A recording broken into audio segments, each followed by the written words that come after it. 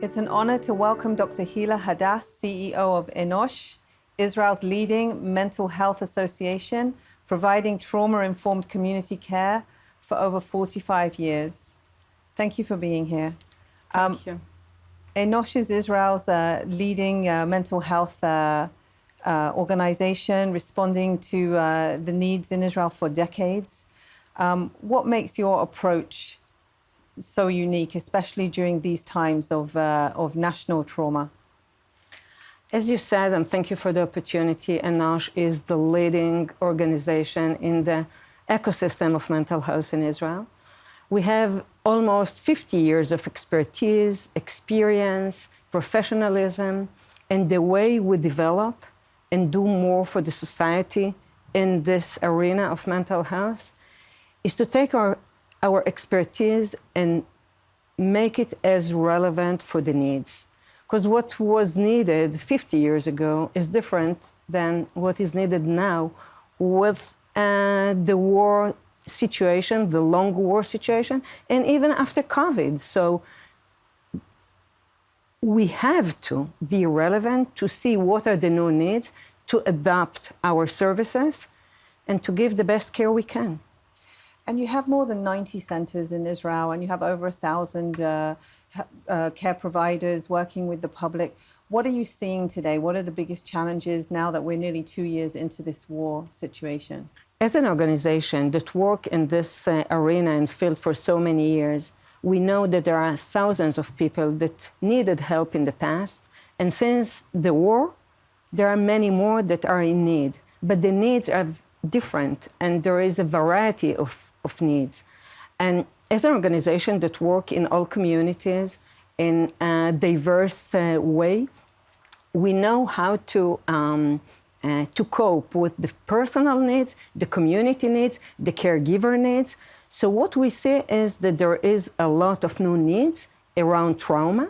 We see that the caregivers are more, I would say, willing to help their loved ones, because in the past, the shame barrier was huge. Now there is much less shame barrier, and everybody talks about the fact that mental health is everyone's story. So it's easier to say that I need help, and it's easier for us to give the exact care for the person who is in need. But tell me, I mean, obviously you have there's different layers of people struggling in Israel after October 7th. You have people who are direct victims of October 7th. You have their family members. You have soldiers now who are going into Gaza, their families. So talk about a little bit about the layers and how Enosh has addressed that in the last 2 years. Yeah, one of our uniqueness is the fact that we work on continuum of care. We have preliminary help that is preventive. We do work with the community that is resilience building. And we have long-term help, which is community-based rehab care. So along all this continuum of care, we give, it could be an immediate help that is very short-term. We can do work with educators, we can do work with the person itself, and we can do work with the caregivers. And as we look and see the needs along this continuum of care, we can adapt the services for everyone who needs and everybody that is around him. It could be, as I said, the person itself, the family around him, the neighborhood around him, the school, the counselor in school, the class.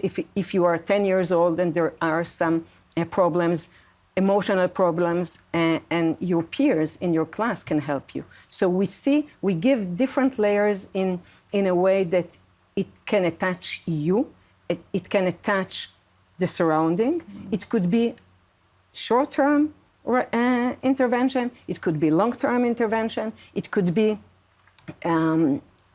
whatever is needed around you. Wow, that's amazing. And like, I know that Enosh holds UN status, and obviously, you know, this is it's been such a big traumatic event for the whole country, and everyone is pulled together and everyone has been affected by this in some way. So what do you think the world or organizations like yours around the world can learn from your experiences here in Israel? You know, holding a U.S. status is your responsibility, because knowledge and expertise is something that is you need to get, you need to give, you need to be very powerful and humble at the same time. Mm-hmm. So you need to have the knowledge, and you need to be aware for knowledge that other organizations or countries or people have. So what is unique with us is that we know how to create national care that is all over the country, augmented, you know, because we give, as you said, different layers of intense care, and we know how to do it, how to be cultural, to adapt our services to different cultures, to different population, for immigrants, for Haredi, for young people, for youth, and even for adolescents. So the uniqueness is that we know how to expand, how to create national services. We can give this knowledge to others, and we know how to adopt services. We brought Headspace, which is an Australian model, mm-hmm. The national Australian model to give preventive help for people at the young age from 12 to 25. We adopted, we converted it to our culture, mm-hmm. To the Israeli atmosphere and culture, and we provide it for more than 10 years. We also brought Are You OK?, which is the most common way in Australia how to deal with suicide prevention. Mm-hmm. So we know how to bring models, to adopt them to our culture, and we know how to give our expertise to others.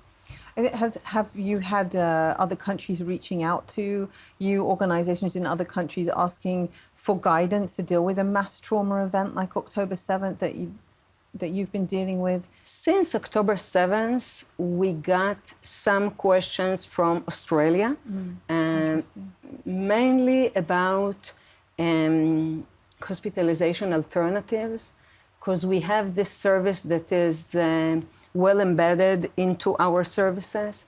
We have several hospitalization alternatives for women, for men, for soldiers who are coping with PTSD, and also for adolescents. So we got from Australia many questions about this topic, and also about how we embed lived experience into our services. Lived experience is one of our, I would say, themes that we use in our different approaches, and understanding that when you can get help from somebody who've been in the same situation before, when it's done professionally, this is a very strong tool. So we were asked about how we embed peer support and lived experience into our services. Yes, we get. You've just launched the new trauma centers for youth and young adults, with more planned across Israel. What impact are you seeing, and what has inspired this expansion?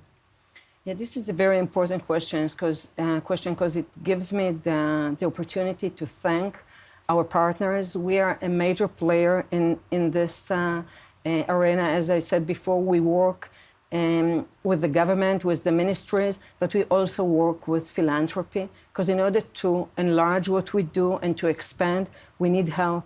And the Jewish federations in North America, JFNA, and other foundations in Israel and abroad gave us not only the financial help, but they gave us the trust, and they encouraged us to open many more centers than we had before the war. So we already launched 4 new centers in Ashdod a year ago, wow. In the Krayot few months ago, in Kiryat Shmona a month ago, and next days in Beersheba and Netivot. And what we mainly do in those centers, we give preliminary preventive help for the young people, and I'm talking about the age of 10 to 25, who are in huge need for focused, trauma-informed services that would be short-term and helpful. Dr. Hilla Hadas, CEO of Enosh, thank you so much. Thank you so much for joining us today. Thank you.